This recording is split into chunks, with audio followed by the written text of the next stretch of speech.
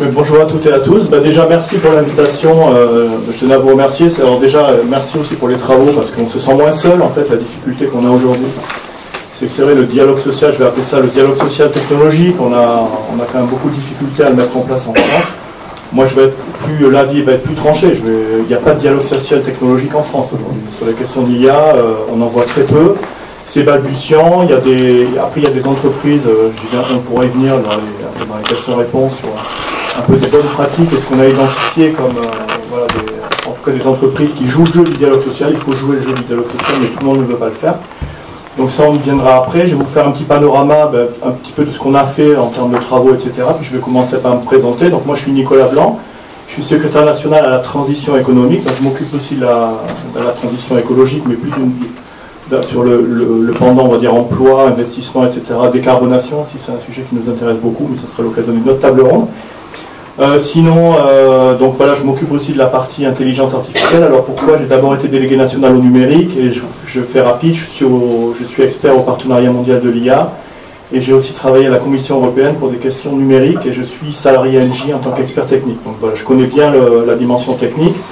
J'ai aussi été délégué syndical pendant une dizaine d'années, donc voilà, j'ai un peu les deux côtés les deux pendants, ce qui m'a permis justement de à la fois avoir une expertise technique, mais aussi de réfléchir sur l'impact social, etc., et comment on pensait cette question-là. Donc sur l'aspect, après, nous, Confédération française de l'encadrement, la façon dont on a commencé vraiment à travailler très tôt sur la question de l'IA.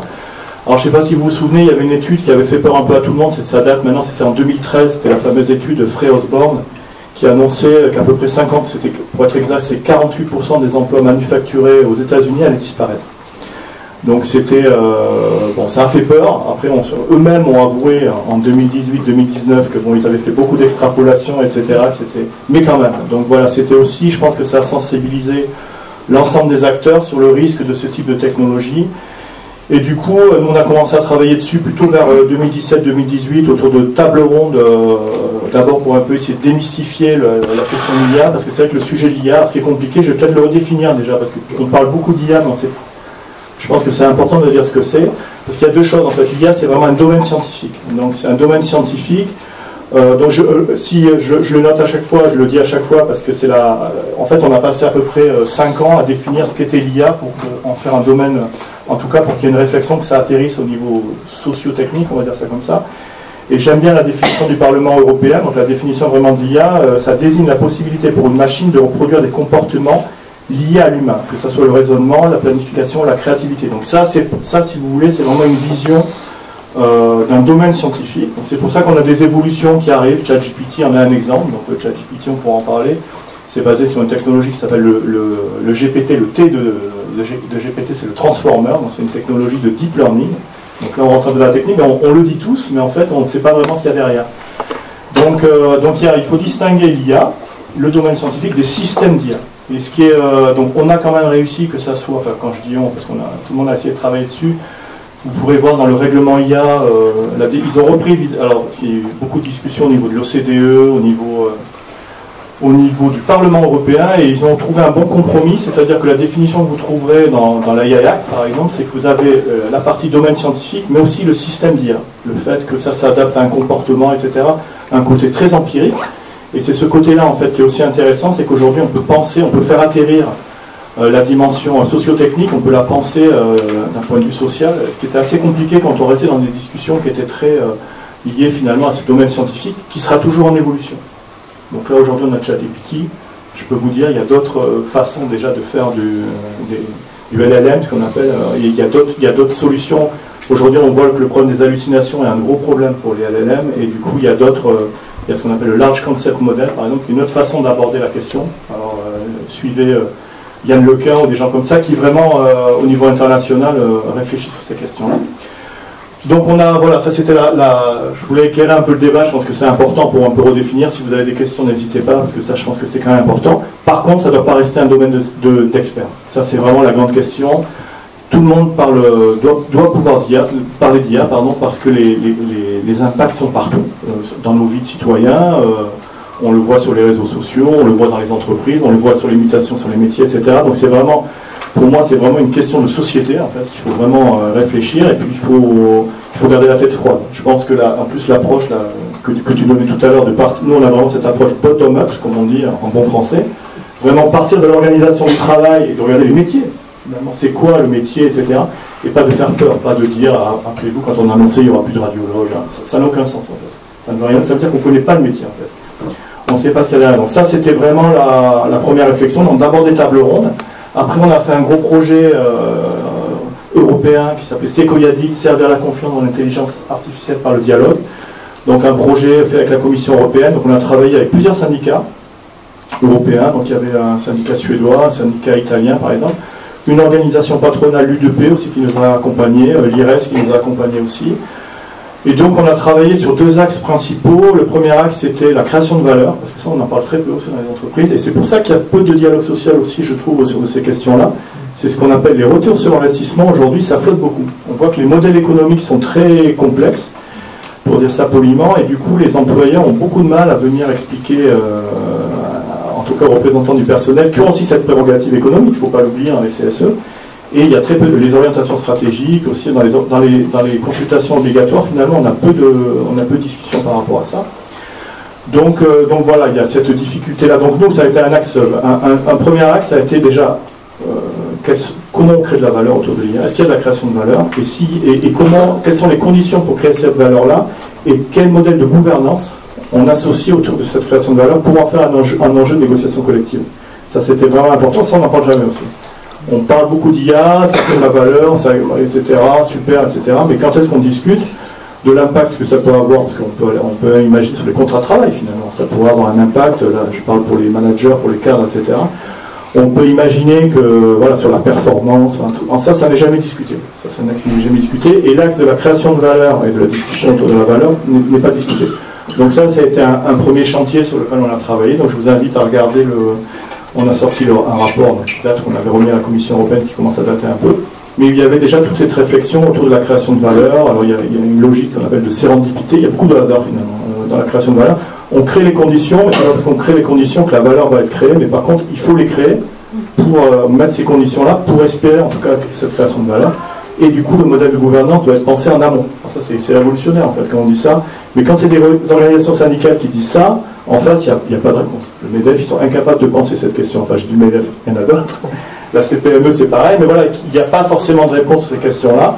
Parce qu'honnêtement, on a fait un travail vraiment de qualité sur ce travail. Ça, c'était le premier point. Et l'autre point, c'était sur les compétences. La grande question des compétences, rappelez-vous, il y avait la grande mode, enfin, c'est un peu passé de mode, des soft skills. Donc la fameuse mode du comportemental. Donc justement, comment on pense la question des hard skills, soft skills, les compétences métiers, etc. Donc voilà, pareil, on a beaucoup travaillé sur cette question-là pour essayer justement d'articuler, est-ce que c'est finalement les compétences métiers, est-ce qu'il faut renforcer les compétences métiers, renforcer les compétences empiriques, expérimentales, etc. Comportementales, pardon. Donc voilà, il y avait ces questions-là en tout cas. Donc ça a été le projet Secoiadit, qui ont donné un certain nombre d'éléments intéressants pour commencer à articuler un peu le débat autour du dialogue social. Et puis ensuite, on a travaillé dans le cadre du DIAL-IA, donc dialogue IA, où là, ça a été vraiment le côté un peu plus empirique sur un certain nombre de propositions pour équiper le dialogue social technologique. J'en cite rapidement deux. Un registre des IA, par exemple, qui était, je sais pas, ça ressemble un peu à ce qui se fait dans le RGPD, au Règlement Général de Protection des Données.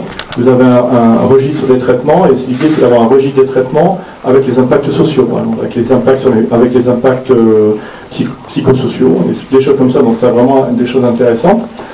Un autre point intéressant, c'était ce qu'on a appelé la clause de revoyure, parce qu'en fait on s'aperçoit qu'il y a, donc désolé pour les anglicismes, c'est ce qu'on appelle game changer, c'est-à-dire ça vient bouleverser.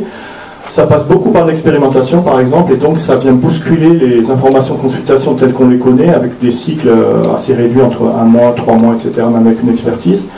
Et du coup, alors ça peut être par des accords de méthode. En tout cas, il faut trouver des respirations dans ce dialogue social. Et ce qu'on a proposé, avait proposé, c'est des clauses de revoyure qui permettent éventuellement, alors après, à réfléchir. Donc on a réfléchi avec l'ensemble des organisations syndicales, en intersyndicales.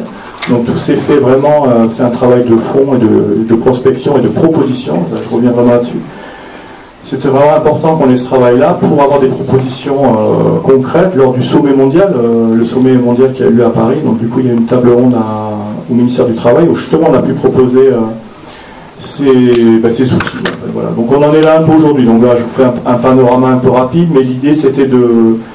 Ce qu'on attend, c'est une discussion autour de ces questions-là, vraiment d'un point de vue plus opérationnel, parce qu'aujourd'hui, on a quand même, nous, on a des propositions sur la table, on a quand même des urgences, parce qu'on dit, voilà, on va faire les observateurs des métiers, ça fait quand même quelques années qu'il y en a, je pense à la métallurgie, par exemple.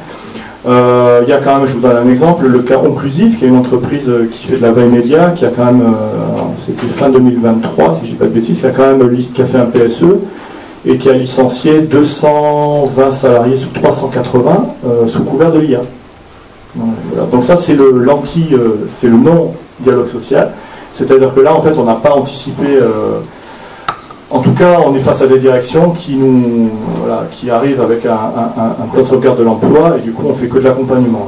Et c'est pas cette vision-là. Nous, on va avoir une vision vraiment de réflexion en amont, réfléchir sur les GEPP, réfléchir sur les impacts des métiers. Donc on a vraiment une démarche où on décompose les métiers par tâches. Ces tâches-là, il y en a une partie qui peut être automatisable. Donc imaginons des GEPP beaucoup plus réactifs, par exemple. Il faut avoir cette logique-là d'avoir des GEPP plus réactifs. Alors ça demande un gros travail, mais c'est un travail qui va être nécessaire, je pense, dans l'avenir. Donc en tout cas, il faut que, et l'OCDE l'a bien dit, il y a une étude qui date maintenant qui s'appelle Shaping the Transition, qui mettait en avant justement l'effet, en plus démultiplicateur du dialogue social. L'OCDE, s'ils mettent en avant le dialogue social, c'est aussi pour l'effet création de valeur.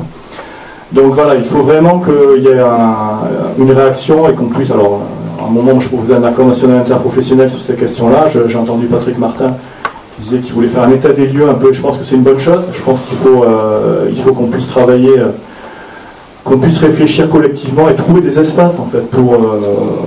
je pense à l'INTEF. Il y a plein de choses qui se font, qui permettent de discuter de ces questions-là, mais je pense qu'il faut accélérer.